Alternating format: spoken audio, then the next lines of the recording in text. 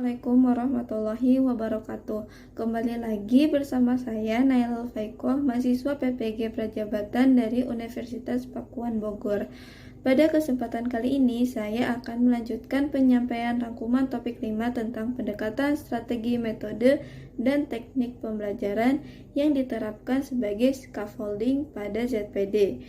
Selamat menyaksikan. Gagasan kegiatan pembelajaran secara luas mengacu pada berbagai cara mengajar yang menekankan pada partisipasi aktif siswa.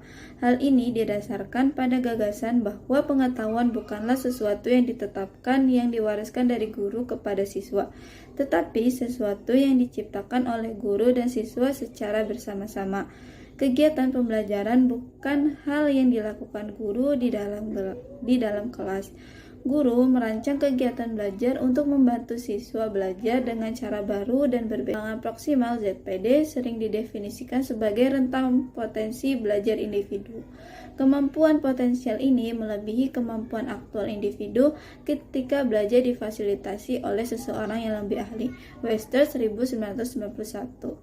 Dengan bantuan dari pasangan yang berpengetahuan, seorang anak dapat tampil pada tingkat yang lebih tinggi daripada ketika bertindak tanpa bantuan. Pernyataan bahwa kegiatan belajar mengarahkan perkembangan anak sekolah dasar ke arah kemampuan reflektif tidak mewakili yang terjadi secara alami. Sebaliknya, keadaan ini adalah produk dari niat yang dinyatakan oleh para pendidik yang menganggap penting untuk merenggangkan ZPD anak-anak sekolah dasar menuju kecerdasan reflektif. Berpikir dan belajar selalu merupakan interaksi keterampilan dan pengetahuan umum dan khusus mata pelajaran. Vygotsky menekankan peran kerjasama anak orang dewasa di mana anak memiliki kebutuhan dan kesempatan baru untuk mencoba praktik budaya baru. Teori belajar Vygotsky dalam Zone of Proximal Development ZPD merupakan salah satu teori belajar sosial yang sangat sesuai dengan model pembelajaran kooperatif. Karena dalam model pembelajaran kooperatif terjadi interaksi sosial, yaitu interaksi antara siswa dengan siswa dan antara siswa dengan guru, dalam usaha menemukan konsep-konsep dan pemecahan masalah. Selama proses interaksi ini terjadi pemagangan kognitif, cognitive apprenticeship, yaitu proses di mana seseorang yang sedang belajar tahap demi tahap untuk memperoleh keahlian melalui interaksinya dengan fakta. Ki menjelaskan bahwa proses belajar terjadi pada dua tahap. Tahap pertama terjadi pada saat berkolaborasi dengan orang lain, dan tahap berikutnya dilakukan secara individual yang di dalamnya terjadi proses internalisasi.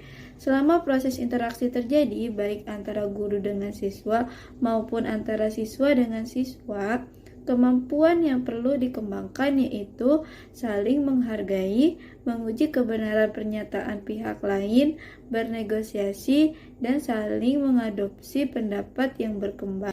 Berpijak pada konsep ZPD, maka sebelum terjadi internalisasi atau sebelum kemampuan potensial terbentuk, anak perlu dibantu dalam proses belajarnya.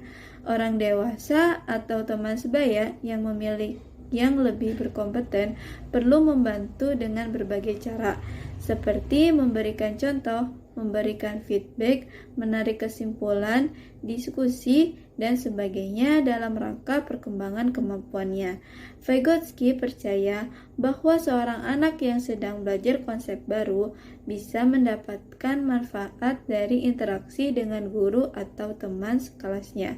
Hal ini karena ZPD memiliki dua batas dari setiap kemampuan anak dalam menyelesaikan tugas.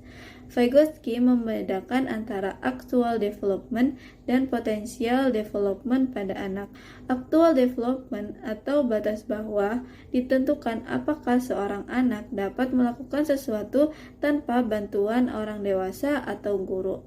Potential development atau batas atas yakni ketika membedakan apakah seseorang anak dapat melakukan sesuatu, memecahkan masalah di bawah petunjuk orang dewasa atau kerjasama dengan teman sebaya.